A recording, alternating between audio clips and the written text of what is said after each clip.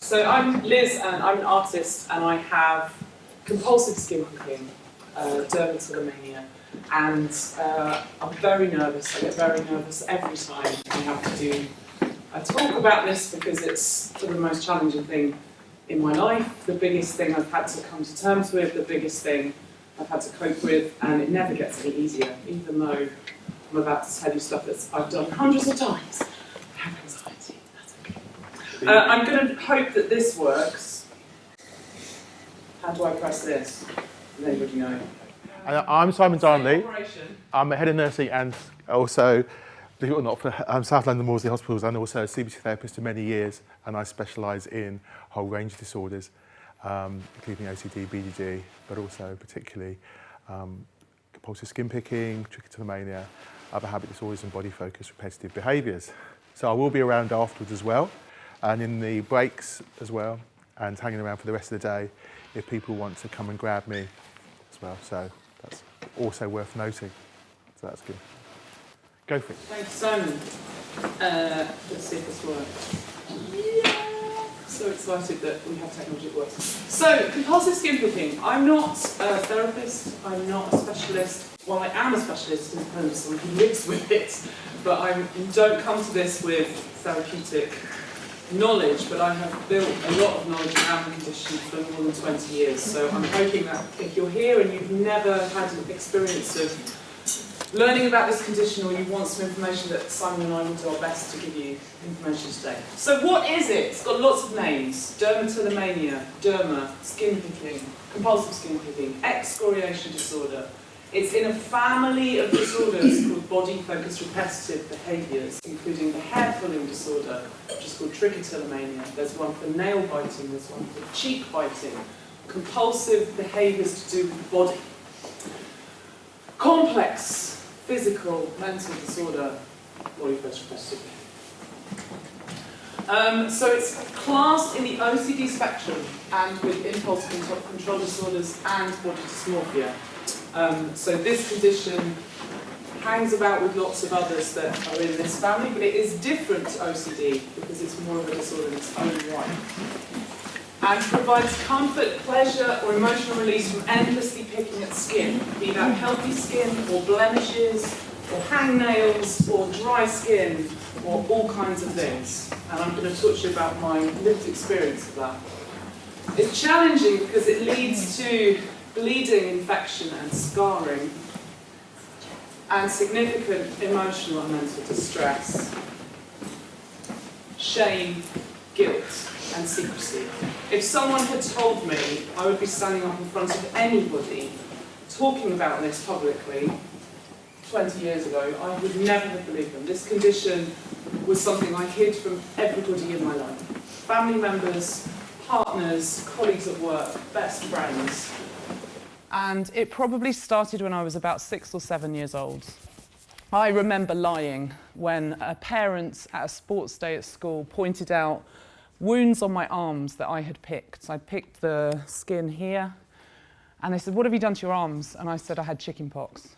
It was the first lie that I remember telling, but I'm sure I was telling them earlier than that.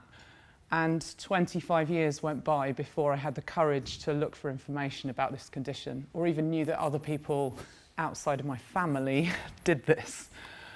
So this is my face. I'm 40 in this photograph, and these wounds are the result of my skin picking on my face.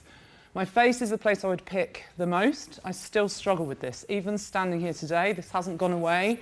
It's not cured, I'm not healed. I spend most of my day managing this condition to the best of my ability. This is a picture of my back, probably one of the worst ones I have to stand in front of. No one knew that this is what my body looked like under my clothes, because I'd wear long sleeves, I'd cover up my back, I wouldn't swim. I'd be careful to let anyone know that this is what the surface of my body looked like as a result of this condition. Challenging, to say the least. So I'm going to tell you my story and how I've turned all of that into something positive and creative, and not something that I'm ashamed of in that way any longer. So, to tell you a bit about it, 5 2 to 5% of the population are thought to live with these conditions, to the extent that picking causes noticeable damage and marked distress. One of the things that is important about skin picking, hair pulling, body-focused repetitive behaviours is it's very hard to stop. Very hard to internally tell yourself not to do it. The behaviour is very unconscious, so I sometimes wouldn't even notice I was picking at my body. My hands would go up to my face. I'd slip my hand down the top of my t-shirt. I'd pick my fingers under the table to bleeding. That's a daily thing I'm still managing. 75% of people that have this are female, and the behaviour, as I've mentioned, starts in early adolescence, but skin picking can happen at any age. Lots of people experience it through stress or anxiety. And it's not known why some people develop it. Body-focused repetitive behaviours are in some cases hereditary, but sometimes there are environmental aspects to the condition. So I grew up in a very tricky home. My mum is a recovering alcoholic. My home environment was very turbulent, and my behaviour, I think, started in that situation. But as I've learned more about the condition, I've realised both my family members, my parents, pick. My mum is in her 70s and still picks. She picks her lips to bleeding. I don't have to look very far to notice that there might be a hereditary link in my case. CBT and habit reversal therapy and some medication can really help, but there's no cure. So in my case, without treatment, this can wax and wane in life. There are periods of life where I've not had it quite as bad, and other periods where I'd say it was pretty chronic, where I'd be picking 8 or 9 hours till 3 o'clock in the morning at a mirror. 1 in 20 are thought to have this. So this is much more common than people often realise. And I started my journey on this, not through therapy, not through someone saying, you've got this and you need to do something about it, not through me seeking treatment. I studied dance, can you tell? And theatre, can you tell? So my journey with this disorder started in a very unexpected place. We were asked to record our movement as part of a class exercise at the start of a master's I was doing in dance. Now, a bit weird that I have a skin picking condition that I'm covering up, but I go to dance as the thing I really want to do. That's my passion. Huge dichotomy there, right? Very visible art form, very challenging hidden disorder. Ha!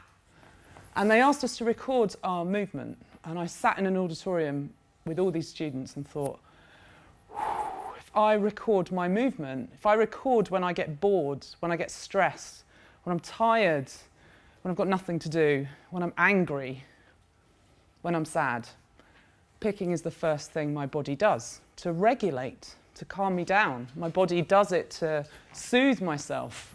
So I set a video camera up after really grappling whether to do this exercise, and I recorded myself. And as I stepped back from the camera, having pressed record, my hands went up to my face. I started picking, looking at the camera, wondering what I was doing. And I sped up the footage, and I saw this movement pattern of my hands moving from place to place on my body as I moved around this dance studio. And I thought, what am I going to do? I've signed up for 2 years to do this course. It turned out to be the first moment of realising this is something I need to look at. Before I do choreography as an artist, I've got this movement pattern in my body that is there all the time. And slowly it began helping me look at when I was picking, because I Googled skin picking for the first time. All this information came up. And it started to make me notice when the picking was happening, where it was happening, how often it was happening, how I was feeling, the places I would pick. And much later, I realised that these are conditions that a lot of us need to know, to identify, to learn to intervene. So I put this list up, which actually comes from quite a recent article, and I think it's really helpful because it's in layman's terms. A sight, a sound, a smell, touch might trigger the urge I have to pick. I get tense, I feel tired, my body wants to do it. Sometimes I have a thought. There's a thing on my face, I really got to get to the mirror and I need to squeeze that, I need to pick that. And that helps my BFRB kick off. I go to the mirror, I go to attack that place, and then I lose hours of time zoning out doing that activity and picking at my face or picking at my back. I also feel when those emotions come up, I've talked about that, if I'm bored or if I get this positive feeling from picking. So it becomes this cycle that's really impossible to break. I feel better when I do it, and then I feel worse because my skin is badly damaged. I feel guilty, I'm ashamed. So then I do it again, and again, and again, and it loops. And the movements and postures, having looked at it from a dance point of view, I realised that my body goes to these positions all the time. My hands are in these funny little positions. They go to these particular places. My body has learnt to do this. And settings, bathroom mirrors. We've heard about mirrors already today, and I know that's a huge thing in BDD. I had a bathroom mirror that had a very particular light, and going in there meant I could see every blemish on my body. And it meant my eyes would go to that place, my fingers go to, I'll just get rid of one or two, I'll just get rid of the next one, I'll just get rid of the next one. Cut to 3 hours later. So these places and these situations are challenging. But I started making artwork off the back of that. So what I'm going to show you is what I think this condition looks like and feels like in my body. This is what my face feels like with skin picking. I feel like there's a texture on it that my hands scan with my fingertips, and I want to pick and I want to remove. So what happens if I try and make that as an artwork? This is acrylic paint that I can pick off. Lovely for a skin picker. And it also is a self-portrait. This is what I look like. This is what I feel like. I started making artwork 15 years ago to try to turn those feelings into something visual that communicates the condition. I wasn't brave enough to show this with the information at the time. To start with, they were just images that I showed in galleries and exhibitions, but I wasn't explaining all of what I've just said to you. Mirrors, challenging. Mirrors are challenging. The places on my body I pick the most, my chest, my back, my face, become the places I make the artwork. And slowly I notice this starts to help me get better, helps me manage the picking. My art process is as compulsive as my picking. I will take thousands of photographs, which I know we're in a BDD conference, and that might be another thing. But for me, this is a way to manage the condition. All the time my creativity is engaged.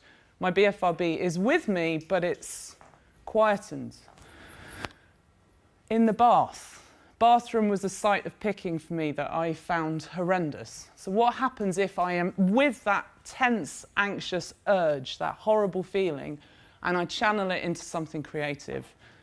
It started to really help.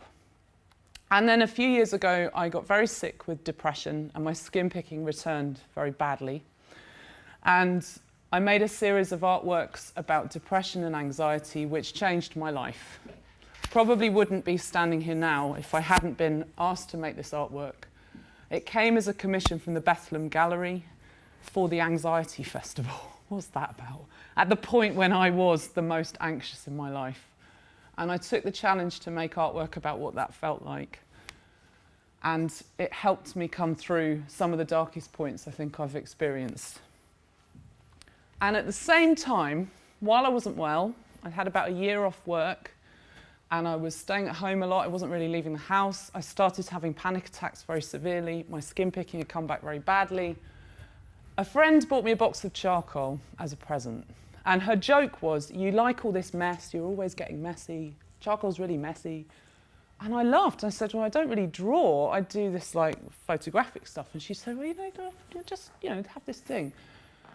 And charcoal has turned into the thing that helps me the most, which is the strangest sentence I thought I'd ever say, with this condition. So charcoal, I started drawing in little sketchbooks, and initially it was a tool to get me from my home to a job in North London when I was returning to work after having these severe anxiety attacks.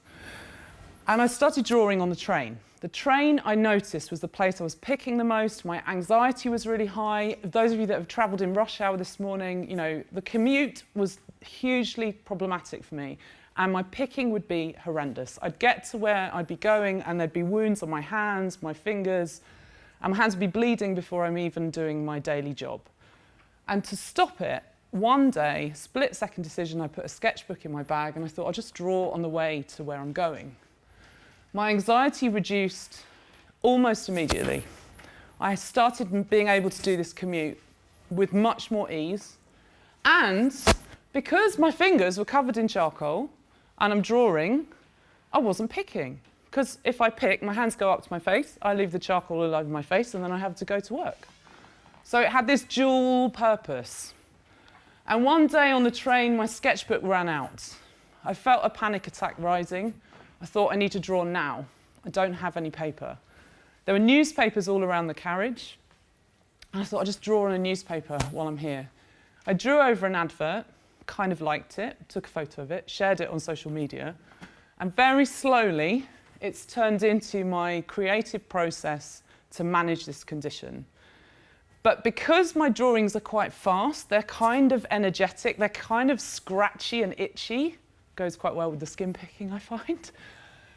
That meant these drawings were building up on my lap, and I didn't need them. So I'd be getting out at the tube and like leaving them in the bin. And eventually people were sort of looking at me across the carriage and wondering what was going on.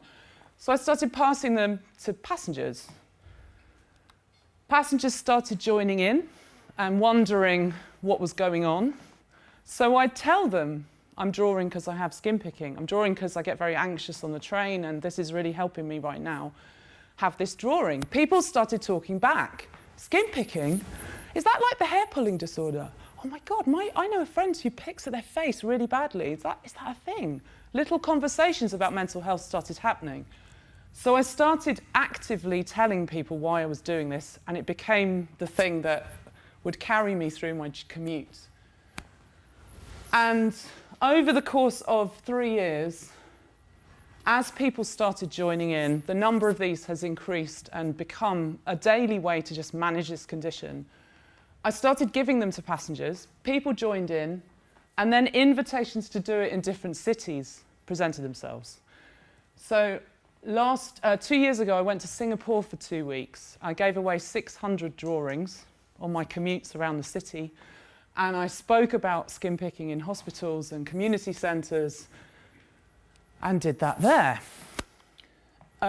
Last year, I did a commute from San Francisco to Los Angeles to attend the global conference for skin picking and hair pulling disorders. Yes, that is a thing that exists.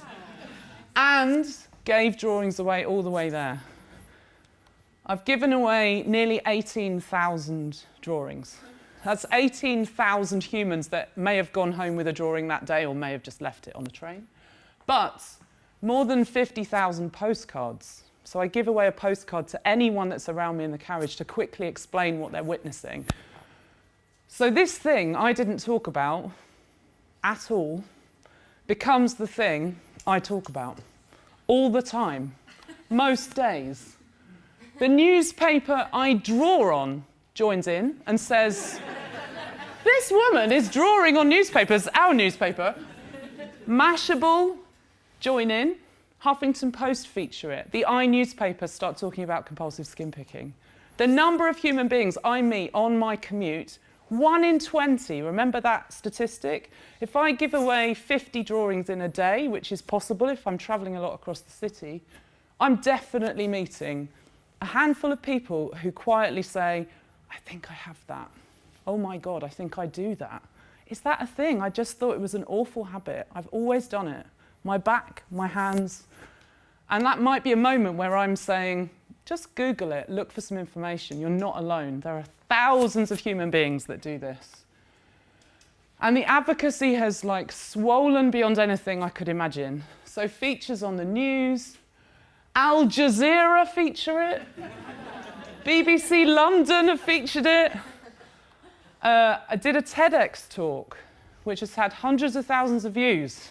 So that means at some point in my week, I'll have a message from the other side of the world of someone sat in front of their computer, Googling skin picking like I was doing 15 years ago, and going, oh my God, I do this. You have this. Oh my God, I've just found information. That becomes really powerful. You know, I'm one person with this, but there are hundreds of thousands of people that have this. Apple feature it. Come on, I'm just going to get all these people in. And then the very conference that I made this kind of pilgrimage to, I want information, I want to know why people do this, gave me an award for advocacy, and Rethink Mental Illness gave me an award for advocacy. Bonkers. Like, what? This happened by accident on a train. I ran out of a sketchbook. Can we just deal with that? And drawing has become my solution. It's not a cure. It helps me. It makes things easier to manage. It keeps my fingers occupied. This energy is very tense in my body. I get very anxious very quickly. It rises, and drawing helps me push it into a different direction.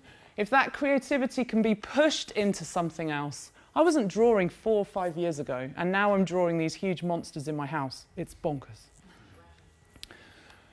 And digital drawings have become another way to manage anxiety. My mum was in hospital and I couldn't take charcoal into the hospital. I can take it most other places. So I started drawing on iPads, and that kind of scrutiny of the condition is just embedded in how I'm trying to transform it into something creative. This is me, aged probably 8, and in amongst a load of family photos, this image, like, you know, there it was on the table, and my heart just went, because this is the position of my skin picking, towards my body, towards my skin, towards myself. And that glazed expression, gazing outwards, I looked at that and just thought, for 25 years, that continued.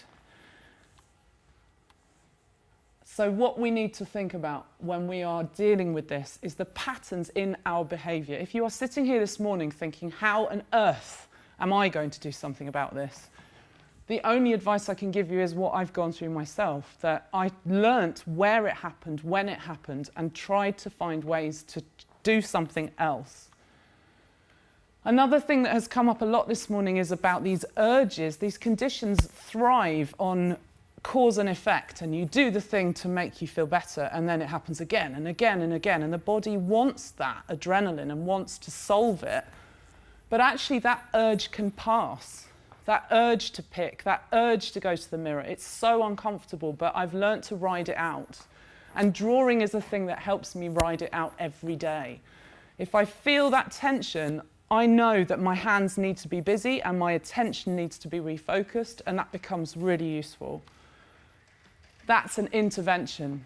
And interventions can be any form. Personalise it to you. If you bake, if you knit, if you sew, if you, I don't know, play the piano, ride a horse, all sorts of things can help shift our mindset into something positive and kind and creative.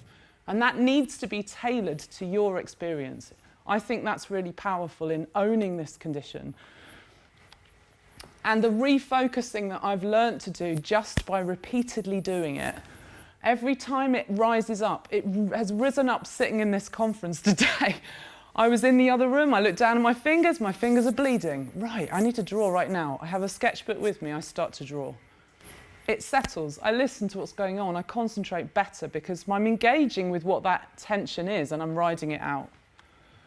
And the last slide, familiar finger position for a picker, refocused out of my body towards a piece of paper, into something created, covered in mess, yes. Celebrate the mess, humans. It's powerful and helpful. If you need more information, leading organisation worldwide, TLC Foundation for Body Focused Repetitive Behaviours, leading research into these conditions, studying the brain, studying the genetics behind it. We don't know why humans do it, but it's everywhere in the animal kingdom too. Don't think that we are unique to this. Picking Me Foundation, fantastic not-for-profit organisation run by another person who has this condition. And Habit Aware, wearable technology that you can put on your wrist that tells you with a, I think of like a vibration, tells you that you're engaging in the behaviour. So these might be things that are useful to you. The end. Thank you very much.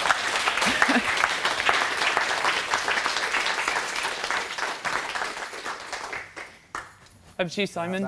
I'm really aware as well that Liz has done a lot of the work on actually talking about these things and talking about the etiology, the prevalence, all those things, so I don't want to go for that. I suppose I want to use my time there's an inspirational talk about things and what you can actually try and do, and those aspects about it. The first thing I have to say is something that I think is quite familiar for people with BDD and also OCDs and various things I'm specialised in, is that treatment's quite difficult to get, and that's something that I'm really sorry about. I do much less now as well. In my new job as head of nursing and stuff, I treat a whole wider range of things.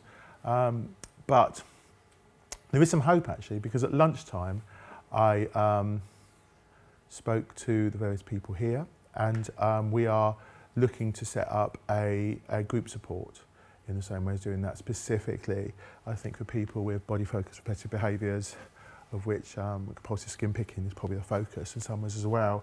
And I think I'm really willing to do that. I think that can be really helpful. I think it actually really supports a lot of the techniques that we're using as well, because it's actually quite difficult to find somebody who understands it and also can treat this and take it seriously and do that as well. What I'd really like to ask, and you don't have to raise your hands as well, but who here has compulsive skin picking? That's it. Okay, that's really helpful. And who here, hands up if you also have BDD? Body dysmorphic disorder, that's quite good. And who here has relatives, carers, family? Okay, with that as well. So that's good as well. Who here are therapists or people who want to treat? Excellent. Well, we're really looking towards you, because it's really difficult. I probably get 2 or 3 a month for people who want to find out where they are from around the country. I see my name online and say, Simon, where can we get help? And it's really difficult to find somebody through the BABCP or somebody who's trained in these things as well. So we do need the kind of next generation of people who are willing to do that and get trained up and really support this as well. So that's a really thing, and I'm more than willing to support you in doing that, but we do need much more people to do that throughout the country and doing that as well. So that's really important.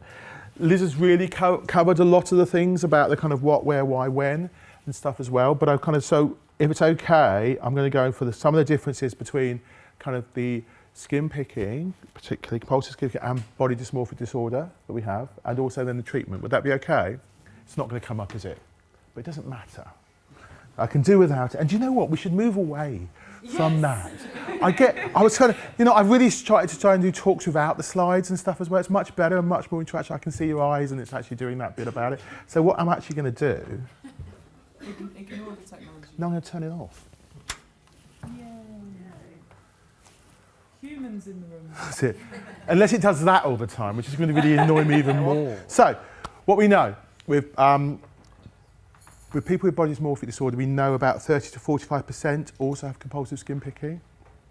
We also know that people with compulsive skin picking outside of body dysmorphic disorder, okay, who don't pick skin with a view, it's not necessarily a view of appearance of skin as well. It can start with some small bits and just actually feels that.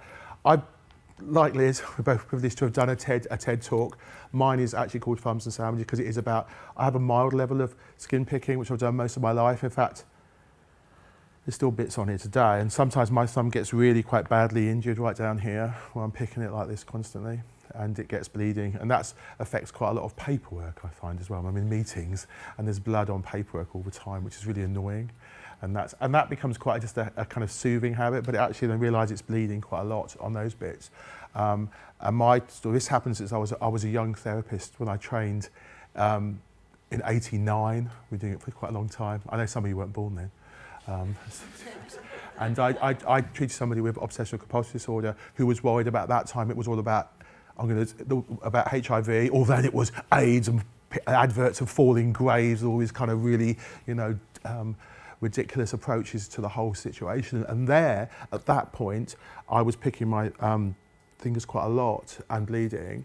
And I suddenly got this thought, because I was picking, it was bleeding, I was in a toilet, and I suddenly worried, oh my God, I've caught HIV through my thumb, and I suddenly had this huge intrusive thoughts, which was actually what his intrusive thoughts were, with the fears as well. So I was in a session having similar intrusive thoughts to his intrusive thoughts and worrying about all this thing and thinking, oh my God, and relating to him. And it really helped me in actually trying to understand people and how to kind of walk not in their shoes, but alongside them, and have some understanding of how intrusive thoughts work and the obsessions about it as well. Because at that point, my wife was pregnant with my first child, who is 30 recently this year. And I was really worried, not necessarily for me, but I was worried for, actually I've passed it on through my wife, and therefore my unborn child has now HIV before I do that. And at that point, if you did have that, it would change your life in having kind of tests and insurance and things like that as well. And I remember kind of trying to ring up King's, thinking I've got to have a test for this because of my picking and I couldn't stop, and hiding my toothbrushes and things like that as well about that whole process.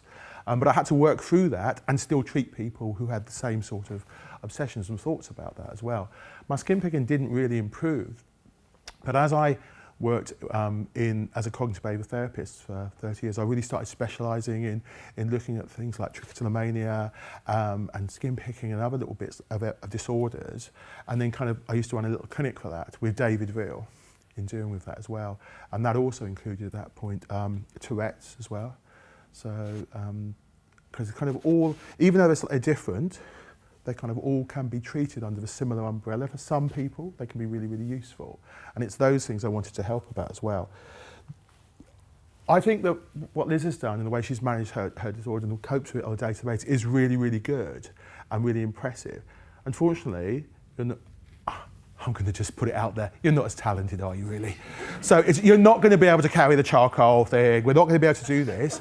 So, okay, it's going to be other ways managing this that we have to deal with. I have to manage it in my way. I'm nowhere near as talented, so I'm not going to be able to. But there's loads of hope. You can all do this. There's other ways of managing this, and there's other ways of coping. So one of the things that I'm going to be talking about is something called habit reversal.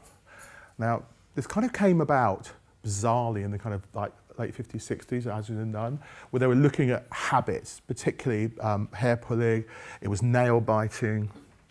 There's other things in grinding as well. And we did a very, very behavioural study in actually how could they treat this disorder. And that paper, by Arlene Nunn, has real good elements actually were really useful and actually has still been used today, and you can adapt it to actually work with those disorders. And I've helped quite a lot of people who've taught them these techniques, and they've gone off and actually flourished with them as well. I remember a lady from King's who was referred to me from the dentist at King's who had bruxism, which is the teeth grinding as well. I've got somebody who's gone through 2 sets of teeth, including the enamels, but where they keep grinding them down in some ways as well, because it can be quite soothing, that kind of noise and grinding as well. You can often do it in your sleep as well, or when you're not really noticing. As soon as you're kind of off the focus of it, it becomes a natural thing. I see a lot of those behaviours are similar to a lot of automatic behaviours. So I know, being a big bloke, that if you give me a bloody shed load of popcorn in a cinema, okay, and I'm into the cinema, I look down and most of that popcorn's gone. I don't even necessarily remember eating it, but because it's there, you're kind of like, oh, and it becomes automatic. Is that right? It's the whole thing about, once you pop, you can't stop, about that process. And it's similar to that process, that it can go into that for some people. It's like almost a zoning out, and therefore it continues and continues. And you only really notice when it's gone, and you're kind of scrabbling around the bottom, or as Liz says, actually when you're bleeding, you think, oh no, why is that? But then all the kind of, now we know dysregulated shame comes in, doesn't it? Rather than regulated, dysregulated shame comes in, or you feel guilty, or whatever, all those things that happen because of that. So you think, okay, what can you do? So there's a real key about actually being aware is a real key thing. So the awareness of when you get the urge is the first thing I can recommend to people.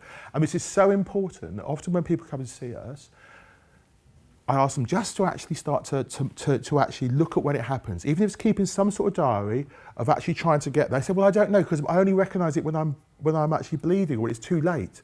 Well, that's okay. Start there, and what happens is when you start to record that, you'll actually find out you'll increase your awareness. It will go from your kind of like not subconscious, when I say pre-conscious, where you're aware, to actually being aware of it, and you'll find you can catch it almost earlier, just before it starts to bleed, or even when you started to scratch it for longer, until eventually you'll be aware of those feelings that trigger it much more. And that's probably the first most important thing to do that everybody can do. Okay, so it's actually allowing yourself to get aware earlier and earlier in the situation. And this is so amazing, and it seems so simple, but yet it's so important to get that awareness that I've seen people from session to session, we do this on the first session, by second session, they said, this is unbelievable. I've been picking for years and I haven't done it this week. Just because, Simon, you tried me to get aware, I was suddenly aware of all those times. I stopped. Doesn't mean it's a complete, they've cured, but actually they're suddenly aware that they can get this awareness. So I can't emphasize that enough. If you're going to get that awareness in recording, you need to get about 85 to 90% of the time. So you have to be on it to get aware. It needs to be a bit priority in your life in focusing on getting the awareness. And if you can do that, you can find automatically, you suddenly get a bit more control of a situation. And that's a really, really good start. And for some people, it's enough, because there's different levels, to say, oh, keeping my awareness. And then when often if there's other things in your life, then you find the awareness drops again. You find you've done it until you're suddenly bleeding again, even though it's a regular thing. So the awareness is really key, and it's the big stage of the first one as well. So the second thing that's important is once you've got that awareness, is looking for, as I said, an alternative response to it as well. Now, I know Liz is going for a similar response in that way, and that's how you cope with that as well. I want to look at a completely opposite response, because we think what often happens is we want to kind of work the muscles that are not being used rather than the kind of regular muscles that are being used. The example I give is Beckham, David Beckham. You know, he would actually have that memory trace of a free kick by doing the same movement over and over again, until literally those muscles and those neurons are actually stronger than the others. And so he would actually have the memory trace of a free kick constantly, so he could actually do it over and over. Ronaldo is the same. They literally do hundreds and hundreds of the same movement until that memory trace is much stronger. Those muscles, neurons have a clearer pathway than the ones you don't use. So with skin picking, what tends to happen is you have similar movements you've really built up, and they become stronger. It's like playing the guitar, the same movement. Say you play an instrument? I do. It's like the same instrument. You know exactly where C is, G is. Without even thinking, it becomes automatic after a while. But yet new chords, suddenly you're playing really inarticulately. It's really difficult.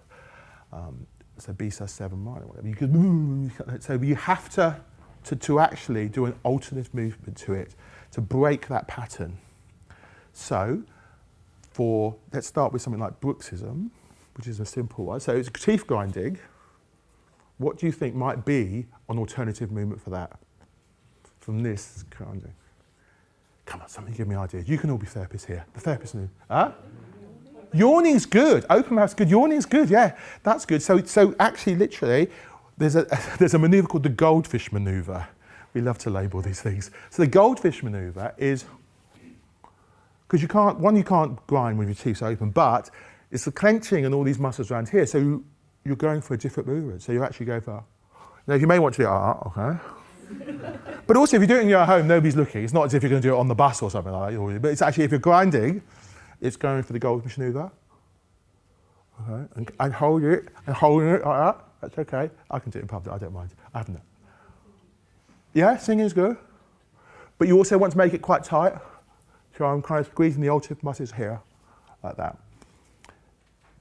As we're in the nun, in the original ones, so to do it for a ridiculously long period of time, I'm really talking about 90 seconds, 60 to 90 seconds, every time you have the urge to do the movement, to do an opposite movement.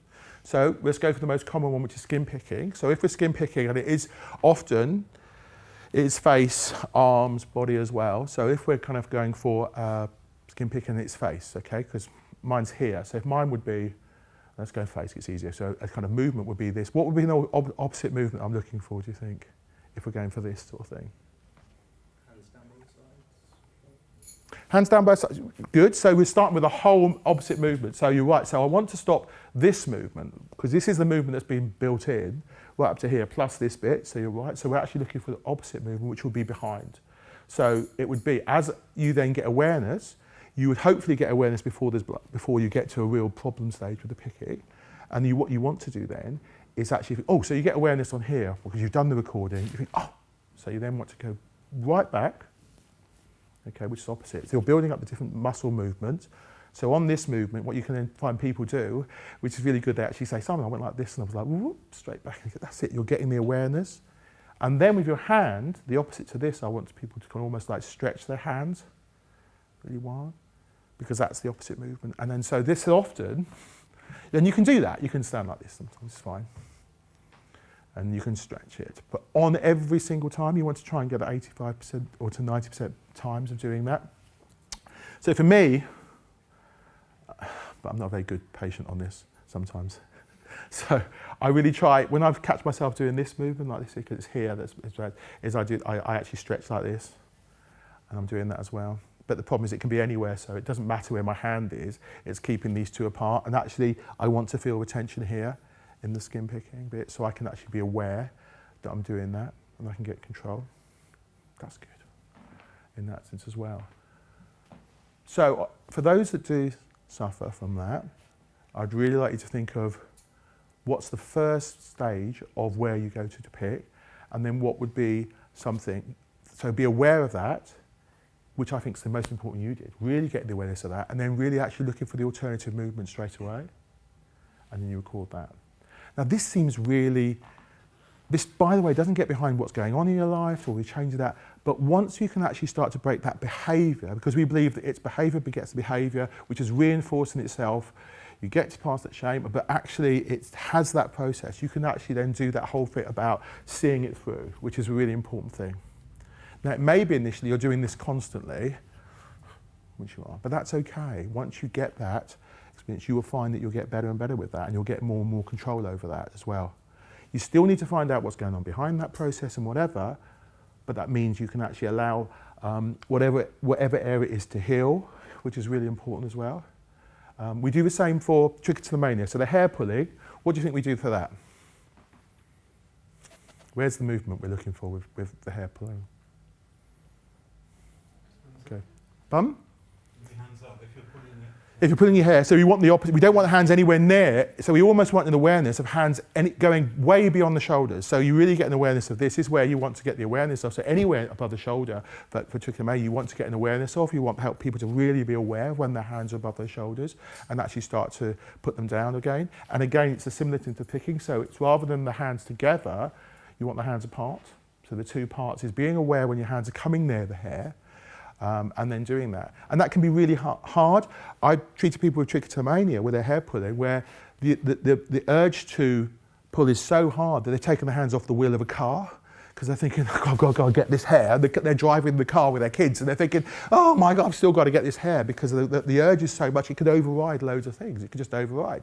You get people with skin picker, they would just say, that's it, I'm taking the afternoon off work, I'm going home, I'm going to dedicate this time now to pick. It really can be difficult, can be really, really, but you've got to have the awareness straight away of doing that. So with that, it was actually on the wheel of the car, was stretching our fingers and actually having, well, even though I don't think it was particularly driver license friendly, just holding the bottom part of the wheel to try and keep it low there and being aware that this urge was there. And as Liz said, you can stay with that. It will go down again. It will come back, but if you can get that awareness constantly, you will find that it happens less and less often in that sense as well. So what I've done in this time is actually forget all the slides and I've just gone for probably one of the most common techniques that sounds quite straightforward, but once you get it and you can actually understand all the bits of the kind of habit approach, habit reversal approach, can make a huge difference to your life. So there's two phases of that, and they are increasing your awareness, being aware of all the times it happens, and then actually looking at that opposite movement and getting those two linked together for about 80 to 85% of the time for it to work. So not just ad hoc, but doing that as well. That really can make a difference. And if people can really trust me on that for 2 weeks, you can email me, put me on there, and see if that works. If you get those 3 facts, I'll be amazed on that. So I'm aware that we've got 4.5 minutes, and I want to kind of ask any questions from you lot. So you've got 10 seconds to think some questions. Come on, anything you like. It doesn't have to be, or even ask a question for somebody else, what you think they may be interested in. Go for it, you ask a question. Not necessarily about like skin picking, but I've developed sort of like 20 or so obsessions to deal with my body dysmorphia. But I'm aware of them because I do them because it makes me feel better. Yeah. And I don't know how to break the cycle and stop. You don't have to, yeah. So that is almost a slightly different approach if you have those sessions to do that and those kind of I want to use the word rituals or kind of processes that you have to go through, because they can become like that as well. That is a whole different thing about actually the kind of response, prevention, and exposure to actually managing that process, which you would do as part of the kind of regular treatment of BDD as well. You can do those things, and you can almost like grade them up into, okay, this is one I feel I could. Because what tends to happen with people with BDD, I'm sure people are aware, over the years they just build up. All these things start to build up, and it gets more and more complicated. And so you may not have started with all those. You may start, no, exactly. But then what happens? The next one comes in, and then it becomes there, and it becomes there, and it becomes there. And before you know it, you've got a whole range of them, and this whole bit. And then it takes you longer and longer in the morning, and every time you go out, and it's hours before. Yeah. So we can work with that. You tend to go for the most recent one and build up the same experiences, because that's probably slightly easier, the one that started in the last month, and then work backwards on those and actually starting to face those things. And you really can. It really helps to have support. We know that's with BDD and OCD as well, and I think that's exactly the same of body-focused repetitive behaviours. We know that people, and I think it's unfortunate, there are two factors that are really important in this way. That there was big research done by my friend Alyssa Dill and Castle in the 90s on actually looking at all the factors that makes a difference in outcome of treatment. And the big one, it wasn't how severe people are, it wasn't how long they've had it. By the way, that makes absolutely no difference whatsoever. You really there's still really hope with that. But one of the factors was actually having that social support. So we know it's harder if you're isolated and alone, but it's still not impossible. We just know that actually it's much, much better to have that support and support from people as well. And it's kind of a compassionate understanding is really important as well. But we were really delighted to find, because when I used to run the OCD unit with David down at the Bethlehem, we used to get letters from GPs. I remember it used to make me so annoyed, so angry and so upset about. So I remember this 32-year-old young man gave me a letter from his GP and literally said, this person will have OCD the rest of their life, and that was it, that's it done. It was outrageous to say those sorts of things to somebody that's so young. And it's outrageous because actually, I said, right, so they came to our unit, he's now got a family, living that. His OCD is manageable to the point he lives his life in the way he wants to live it, and he also always knows it's going to be his Achilles heel occasionally. If he has problems in life like we do, it's likely to go down that route, but you can do that.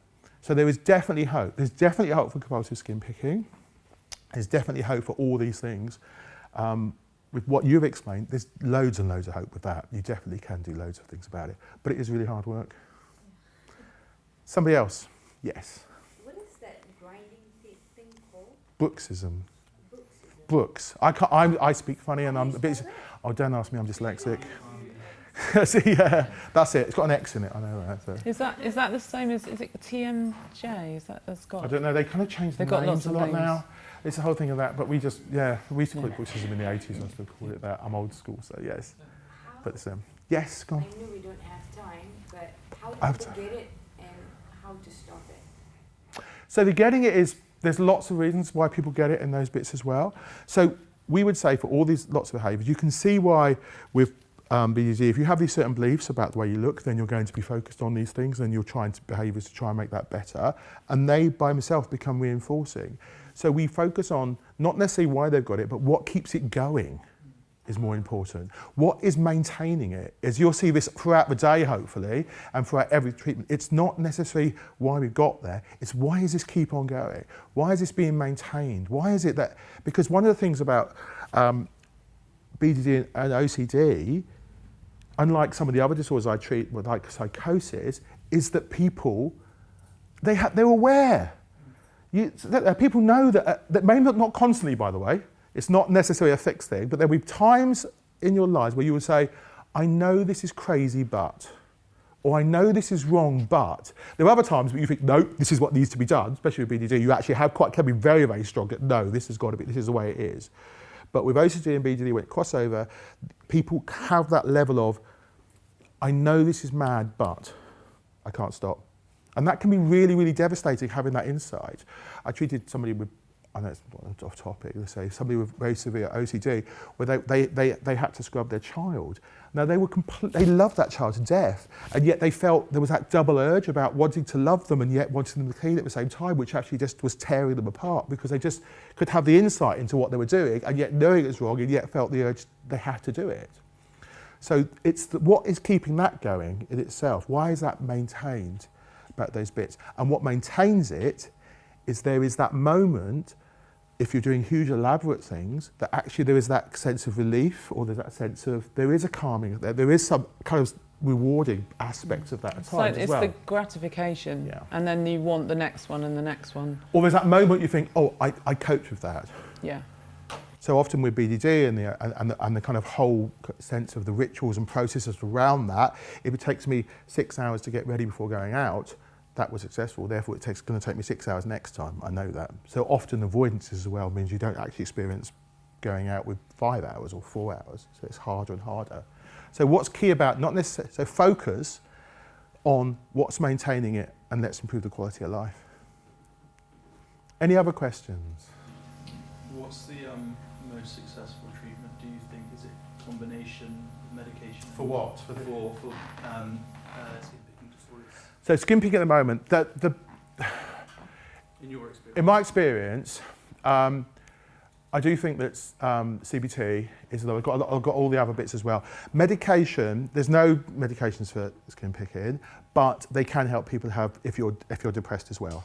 Okay, and I definitely think that can be useful. It often is a base where things are so difficult as a base to support you in getting to where you want to do, and to do the CBT. The CBT is quite hard, and therefore you do need support. So sometimes that can be useful. It doesn't mean that the medication is helping the skin picking, but it can get you to a place where you can do those things and support you in that place well, because we do need that. And that's also the same, my beliefs for that for BDD and particularly OCD as well, where that is the case. In America, it tends to be medication first and then CBT afterwards. Here, I've seen loads of people do just as well with CBT and no medication for BDD and OCD and skin picking. I wouldn't necessarily go for the medication with skin picking unless there were other things around that, and there was kind of people had huge levels of anxiety or depression as well. Sometimes they don't, and they don't need to. Hi. I do work at the Maudsley, yes I do, but now I don't work as a therapist anymore. I'm now head of nursing. I've gone back to be supporting nurses, so I run all the wards. But like I say, I am going to be talking about whether I should be setting up a skin picking group it'll be down that way, so it'll be a bit south, unfortunately. This is a bit north for me. Will it be other? We have just talked about it at lunch. Trichotillomania as well. I think we should do the body focus, because I think there's a lot of support in that sense as well. Yeah. And also I think it might lend itself to it because the aspect of recording and supporting each other and being aware, it works in the same way as a kind of the Weight Watchers thing. If we can be open and sharing, and then knowing that we've got to report in a kind of compassionate way about these things, supporting, it increases your awareness when these behaviours happen, and then you can actually allow yourself to say, oh, there I am. This is something I'm going to be working on and reporting on next week. Let me do the opposite movements. Can I just say, I run a support group in London for behaviours. Do you? We're meeting tomorrow, so if anyone wants to come in, you can come in. How brilliant. Your name is? Bridget Bradley, and we run it monthly. There you go. Bridget Bradley. Brilliant. Thank you very much. Are you aware of EMDR for addiction? It's got a specific protocol for addressing the urge of going towards addiction, because I was wondering if there is any modified model for EMDR. No, there isn't a modified model for that, and so as well, whether they use that. Imagine being similar. No, I think the addictions. Yeah, there isn't. The urge aspect it can be different in that. So as our people have looked at that, there isn't that aspect of it. So no, the answer is it may be worth looking at and researching, but no, I'm aware of that bit, but I'm not aware of doing it for skin picking as well.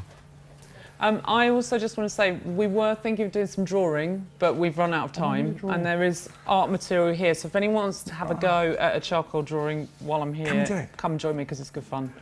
Takes a minute or two, don't need to rush off to the next group. And there's wipes, so if you're worried like you're going to go covered in stuff. Thank you, people. I hope that's stay okay. for a minute if you want to. Come and stay. Thank you. Thank you. Well done, Liz. Well done. Thank you, Simon.